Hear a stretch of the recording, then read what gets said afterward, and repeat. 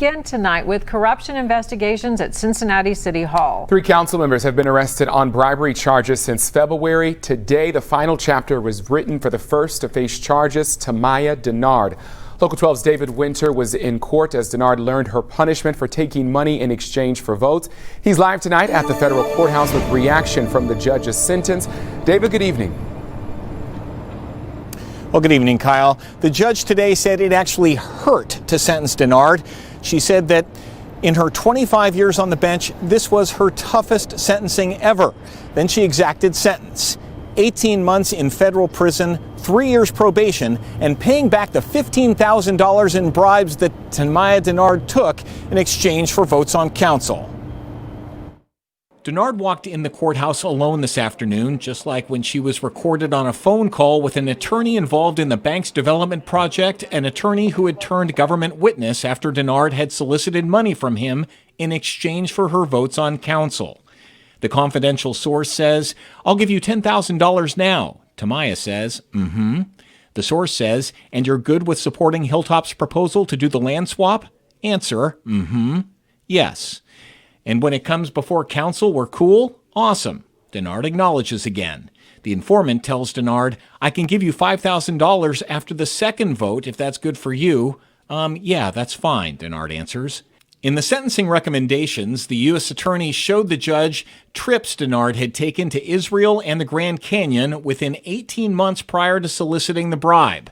They showed the judge pictures of a trip to Florida she took after getting the $15,000.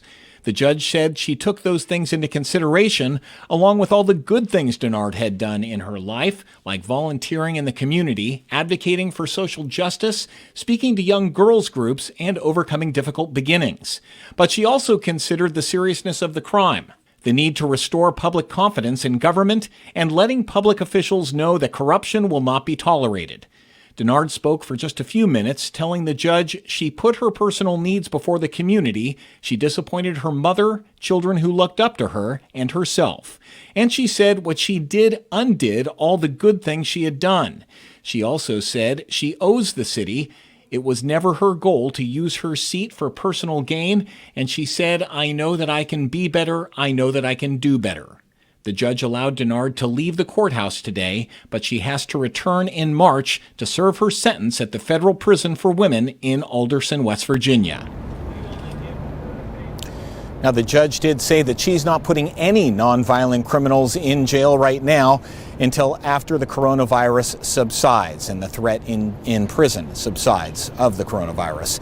Now, many consider Dennard lucky from what she got away with. She said that she originally had faced a $250,000 fine, 20 years in prison on 7 federal counts, including bribery and attempted extortion. She had pled down to honest services wire fraud, just 1 count, and she faced 30 months in prison, and then she got a break from the judge today. She only got 18 months in prison, and of course, that 3 years probation. Reporting from the federal courthouse downtown, David Winter, back to you, Kyle. And David, before we let you go, I think a lot of people are wondering what message, if any, does today's sentencing send to council members Jeff Pastor and PG Sittenfeld, who face similar charges. They're both accused of taking money in exchange for votes. Again, these are just allegations at this time, though. Yeah, that's true. I mean, obviously, first they have to be convicted before there's a sentencing.